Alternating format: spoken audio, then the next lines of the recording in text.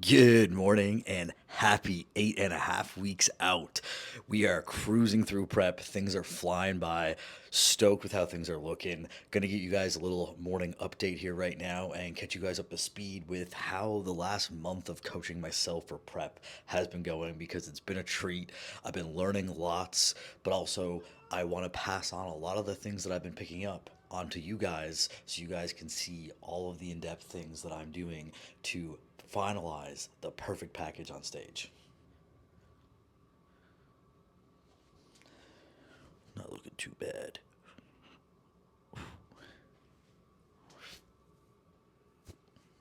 So we are clearly fresh out of bed with some nice bedhead. Cardio right now has been actually bumped up a little bit. I've been getting 12,500 steps a day. So what that has been looking like, it's been looking like 40 minutes of fasted cardio in the morning just because where I'm an online coach and I sit on my computer all day long, don't really get much steps in. Obviously, when I go to the gym, I'm walking around the gym, but on my rest days, I have been usually just doing like an hour fast in the morning just to bang it out and get it done just because my rest days are so booked up with client work, which I absolutely love. But I find when I have a little bit more mental energy because I'm not frying myself in the gym, it's a little bit more productive to like get through like a bunch of client calls, FaceTime calls with my clients. I think are very valuable because that's where I really dive into like in-depth knowledge and education, which is what elevates my athletes the fastest. So I find just texting or just giving someone a written out plan doesn't really get into the in-depth details of how to execute to get the most out of things, and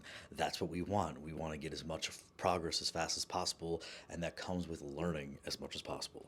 Anyways, without further ado, let's see how the physique is looking this morning, and I'll post those up for you guys now in a moment. Actually looking much tighter here, but surprisingly, I am up weight. So weighing it at 166.4, that's almost 2 pounds up from last check-in. I am still self-coaching myself, and I made the decision to keep steps the same, but actually switched some of it to more intense cardio. I did also make a pretty significant food drop this week, and go check out my Instagram post from that week if you want a full breakdown of how I'm doing my food. Reach out for coaching for your own plans to apply to your own body. I couldn't help but throw this in. Obviously, I've been only showing you guys like my straightforward, natural lighting check-in photos, but we were looking pretty good in the bathroom here this morning. Glutes are striated.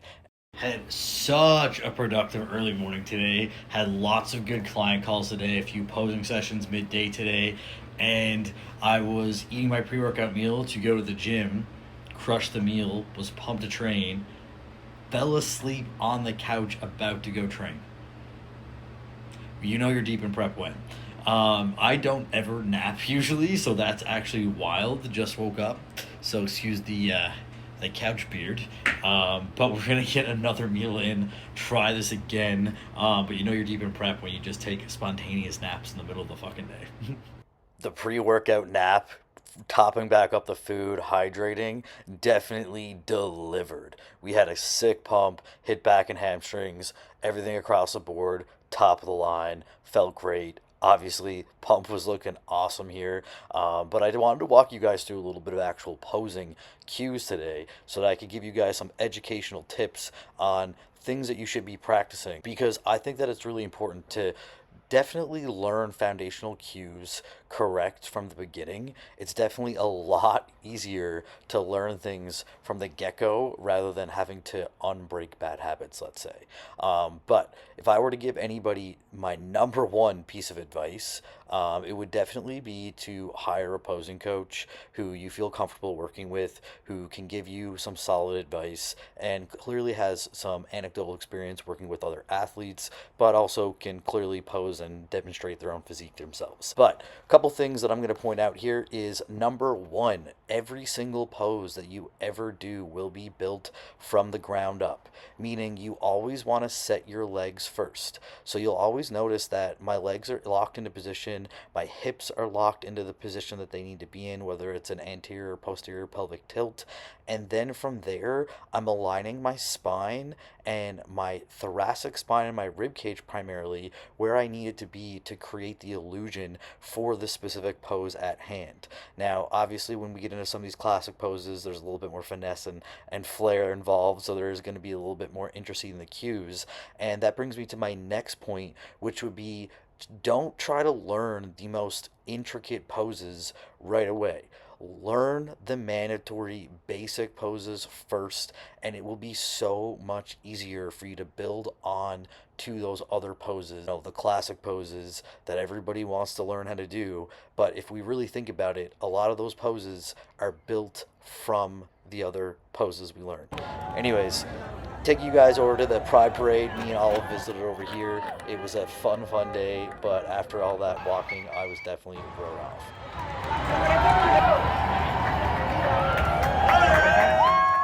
Highlight of the day, though, I did get to see one of my online clients in person. So me and Bri met up at the Toronto Pride Parade, and of course had to hit a mandatory flex.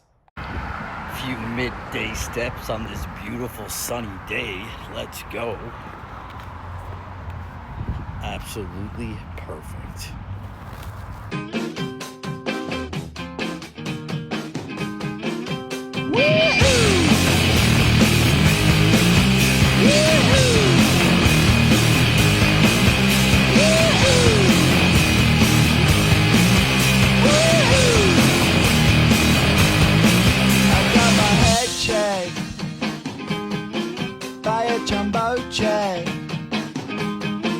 It wasn't easy. So the following day after the Pride Parade was Monday, hence why me and Xavier were smashing a crazy chest pump together. Always love when he comes over for that. But my legs were definitely feeling a little bit heavier. I had a crazy high step count the day before, did my regular cardio, but definitely ended up doing a lot more walking at the Pride Parade initially anticipated. So I always like to use swimming as a good form of cardio. I find it's a lot less intense on my joints. There's a lot less impact involved, but I also can get my heart rate up surprisingly a lot higher without putting a lot of stress on my body. I don't get as fatigued, and evidently when we're going through prep, we want to get body fat off as efficiently as possible without building up as much fatigue as possible, because at the end of the day, it's always about preserving gym performance while getting shredded. But yeah, I also have been doing a little bit of sauna work / doing a little bit more of my mobility stuff in there. I've been finding that the heat actually does really wonders on me being able to lengthen certain muscle groups. And as I'm getting tighter from just training more, doing more cardio, doing more posing, it's definitely really key to keep up on mobility work. So one point that I will make sure you're staying hydrated if you are using some form of heat therapy.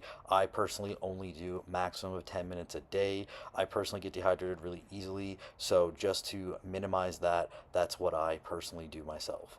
Now, you'll see me doing a couple stretches in here that I personally do, and I also have a lot of these recommended to some of my clients. I am big on doing mobility work for my clients specific to their needs, but for me personally, I definitely have a bit of an issue with my sub-scap and trap area. So I find a little bit of flow work goes a really long way, but you'll also see me do a little bit of a weird stretch here now in a moment. I promise I'm not scratching my butt. It's just when you lever your hand underneath your self there, stand up tall with your chest, and then lean to the opposite side with your head, you're going to get down into that subscap better than you probably ever have in your life. Anyways, after this, I got a really, really good sleep. Sing in a smoky room, smell of wine and cheap perfume. For a smile, they can share the night. It goes on and on and on and on. Stranger, waiting up and down the boulevard. Their shadows searching in the night. Awesome pump on Tuesday the next day with my beautiful partner Olive. We're both repping Engage here. Code Kyle to save on yours. Went home and had my favorite post-workout meal, Flourish protein pancakes. Code Chafe. also to save on yours. We're absolutely off to an amazing start this week. I've gotten so many questions and DMs in regards to my cycle stack design that I'm currently running to get shredded for prep. And it seems like I've had a lot of people asking if I'm specifically taking any fat burners or peptides, which I do not. So I'm honestly not on the whole big peptide train that everybody's on right now. But on another note, in past preps, I actually have already had deployed both Clen and T3, which are fat burners. However, I did not put those in yet because I am ripping body fat off really effectively. And in the past, I've had my body, aka my physique, start to run away from me, aka I get too lean. It's really hard to keep me full. So I'm trying a little bit of a different approach this time and only using it if I need to, not just because it's like standard. Having said that, by no stretch of the imagination am I saying that I'm natural. I'm not claiming to be natty because I have not been for the past couple of years.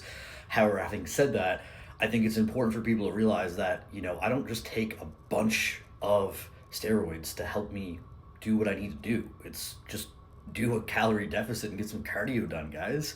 So I am taking up to 1 gram per week across 3 different compounds. So that would be my test, my mast, and I just recently added in 100 milligrams of tren per week, guys. So throughout the entire week, I'm only taking less than 1 gram. So I'd just like to clarify that for people to understand that less is often more, and you don't just need to take things just for the sake of taking them. God, you look so pretty when you tell me that you love me. I wish that I could lie, but my mind gets in the way. I know you think that I'm always way too self-aware. We could never be together, but it's nice to play pretend. I wish that I could lie, but I'm way too self-aware. I wish that I could lie, but my mind gets in the way. I know you think that I'm always way too self-aware. We could never be together, but it's nice to play pretend. I wish that I could lie, but I'm way too self-aware. Ready to level up your physique? Reach out to set up your free consultation call. Currently accepting new clients for those ready to seriously level up as an athlete between their training, execution, and form, their systems, how they're able to adhere to nutrition, and their smart selection choices. But reach out to me. Let's set you up for success today. I'm looking forward to speaking with you and helping you with your goals.